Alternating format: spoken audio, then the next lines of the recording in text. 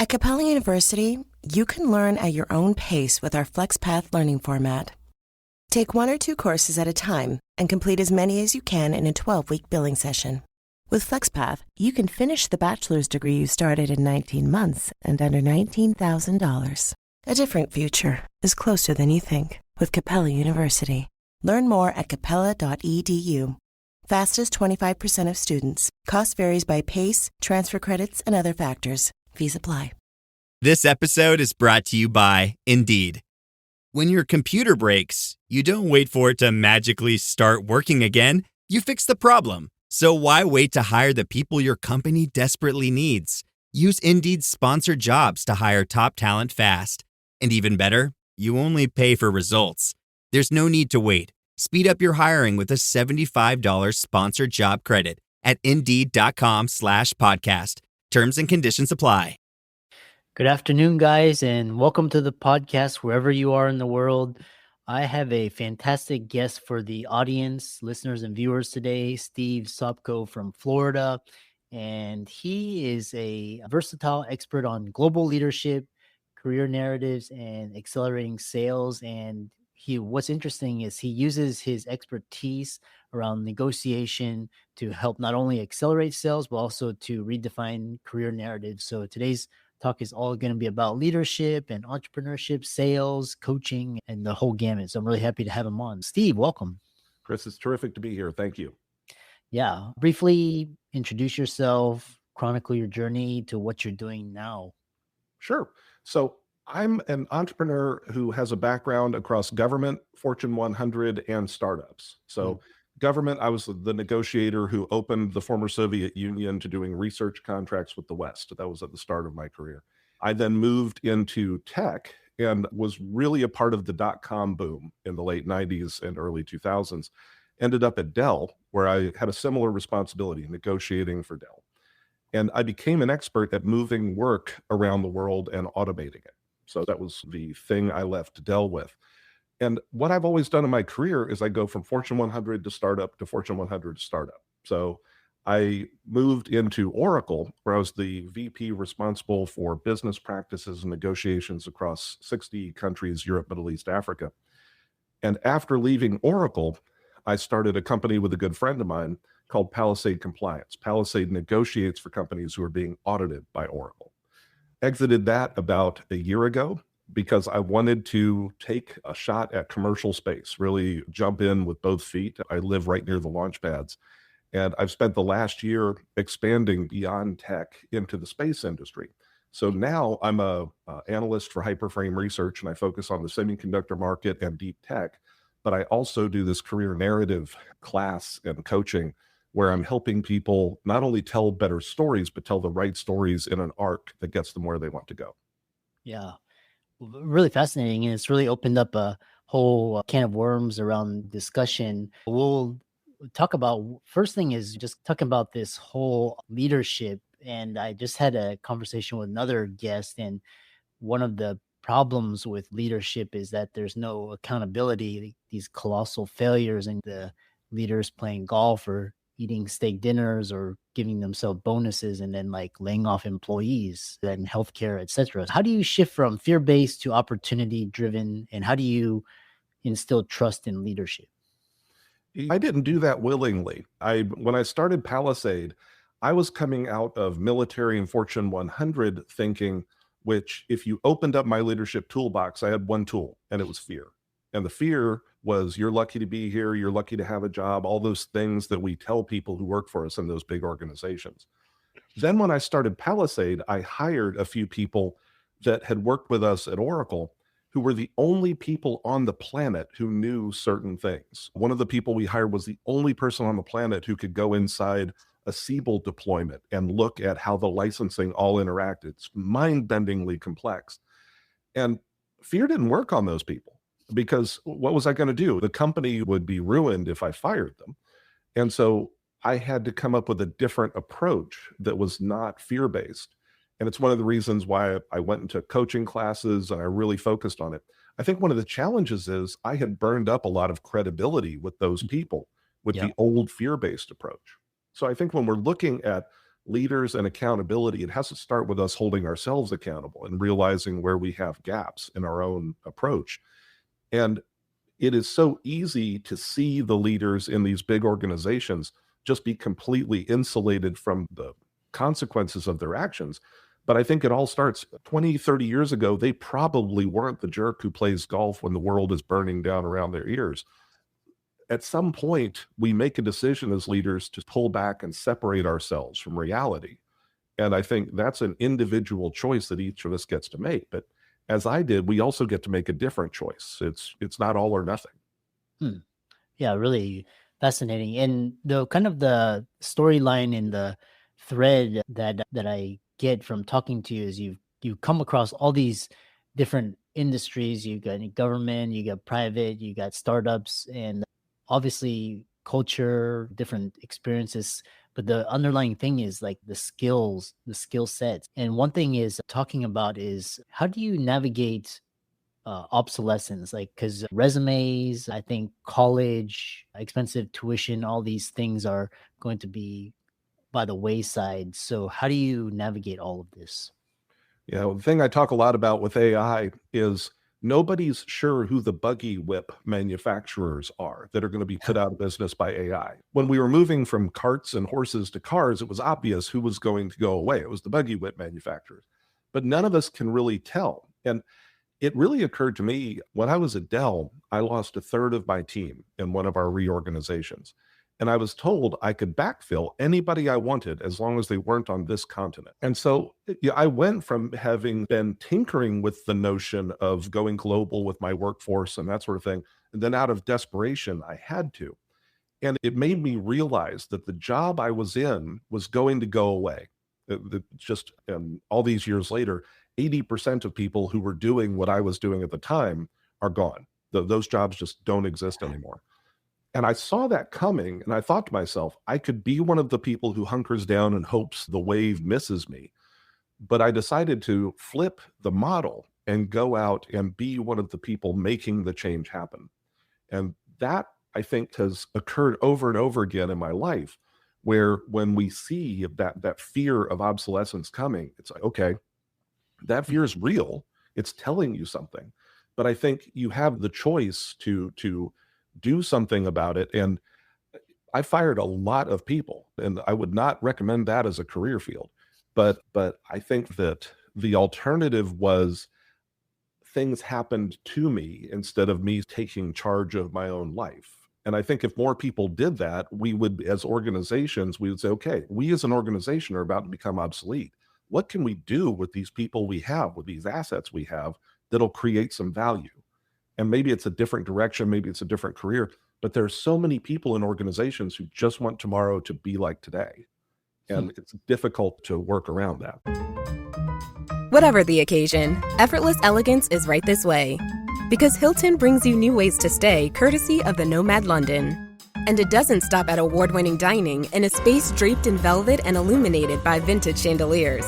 No, this day goes beyond with unparalleled personalized service and attentive hospitality. Oh, and did we mention the Nomad London can be booked using your Hilton Honors points at Hilton.com?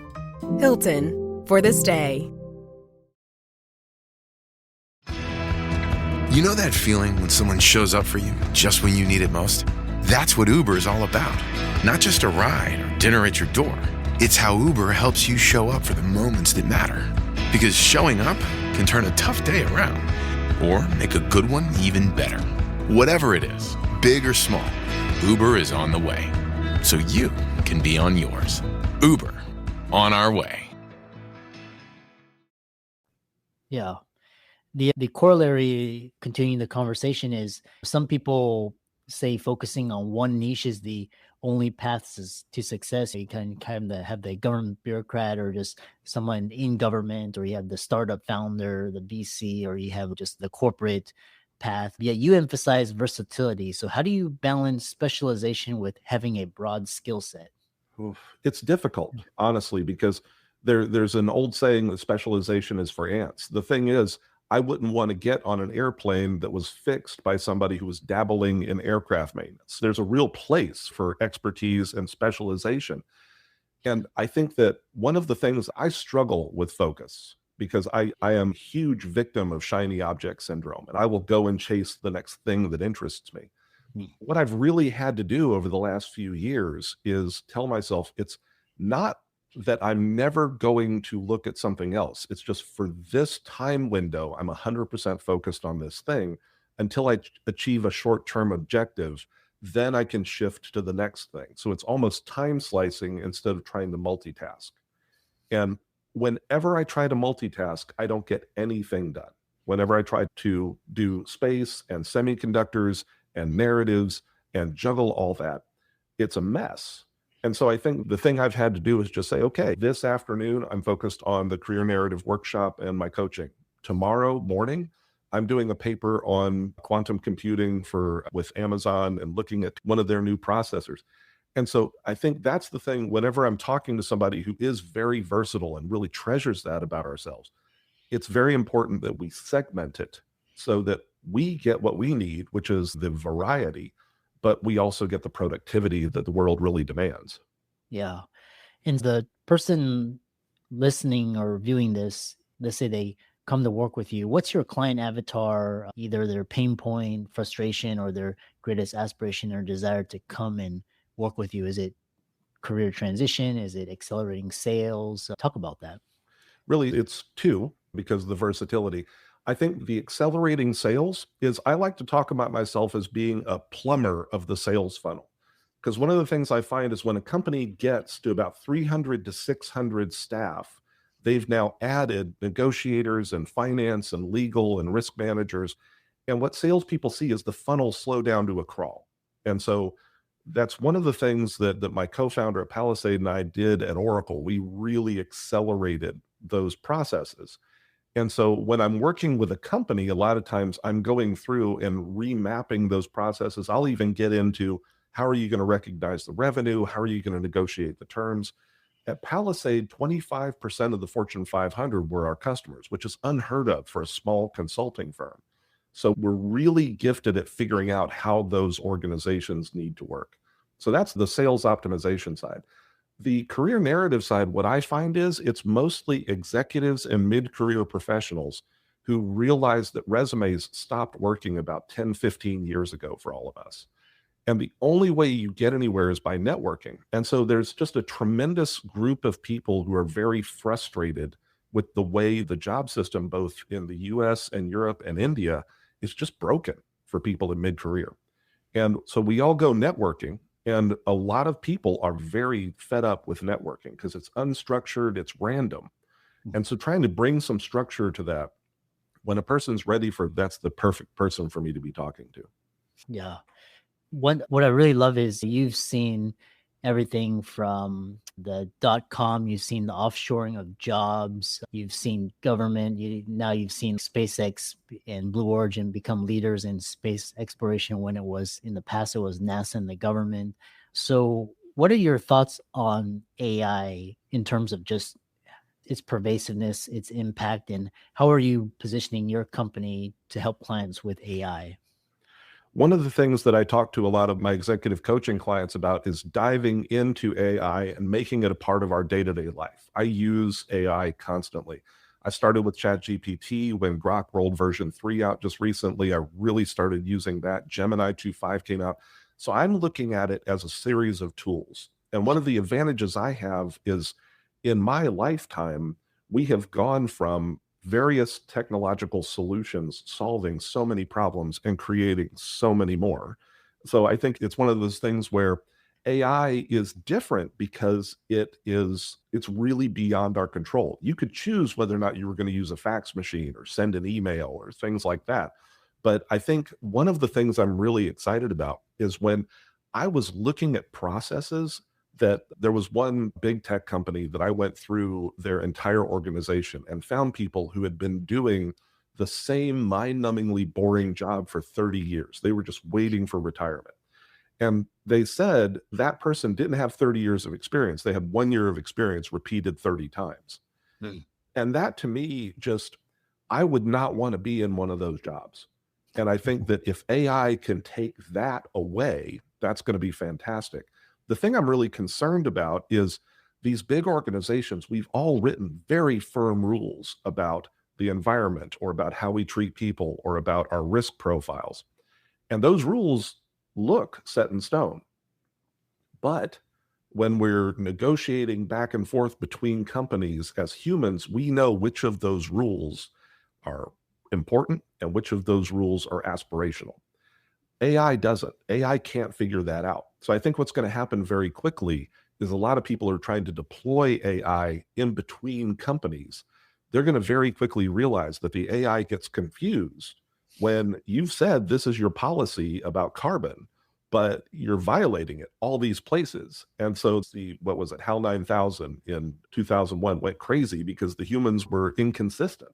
And so I think that's what I see as the key. I think there's a real opportunity for companies to say, okay, this is what's important, and we have to teach the machine what's important, and then we all have to live with it. And I think that's going to be one of the biggest challenges. And it's a cultural thing, not a technological thing. When somebody listening to this, they're rethinking their career path, sometimes decades in the same role, what's the first step you suggest they take to create a compelling new narrative? I think what you have to do is look backwards at what you've done as if you were looking at it as an outsider. One of the reasons that I really got into this was about a year and a half ago, I started getting very deep into the space industry. And I'm talking to people who are doing the most insanely cool stuff you can imagine. They're designing docking hatches for a lunar orbiting space station, all this sorts of stuff. But when they talk about it, they're talking the same way as a 30-year accountant sitting in the bowels of a big tech company talks about their job. We lose the excitement and the value of what we do. So I have never met somebody who we couldn't look back at the experiences they'd had and start to stitch together a narrative based on where they want to go. So I think that's the key. When I'm talking to a client, we do talk about where they've been, but I spend a lot more time talking about where they're trying to go. What are the traits they need to be able to show so people will help them get there? And then what of their experiences speak to those traits? So if you're sitting there and you're thinking to yourself, I'm at risk of obsolescence, or I'm afraid of AI, or the economy's about to go sideways, the thing I would really suggest is start thinking about what real value you create and how you can better articulate that. Yeah. You mentioned both successful, unsuccessful ventures. What's one tough lesson you've learned either in government or startups, or that ultimately shaped your approach to mentoring and mentoring founders? It's interesting. I started volunteering as a founder mentor at the University of Central Florida's business incubator. And one of the things I promised myself is, and I almost had it tattooed on my arm, I will never get into a business for which I have to go and educate the marketplace about their pain and the problem they have. If people don't recognize they have a problem, it is so difficult to set up, okay, now I have to go convince you have a pain point. Okay, maybe you don't. Then I have to convince you there's a solution for the thing you didn't know you had a minute ago. And then I have to convince you I'm the person to provide that solution. That's a huge hurdle for selling something. So the thing I learned from a couple of my failed ventures was anytime you're sitting there thinking people are silly, they don't understand the problem. It's you who has the problem. It's not the market. Wow. Yeah. It's a hard lesson. Yeah.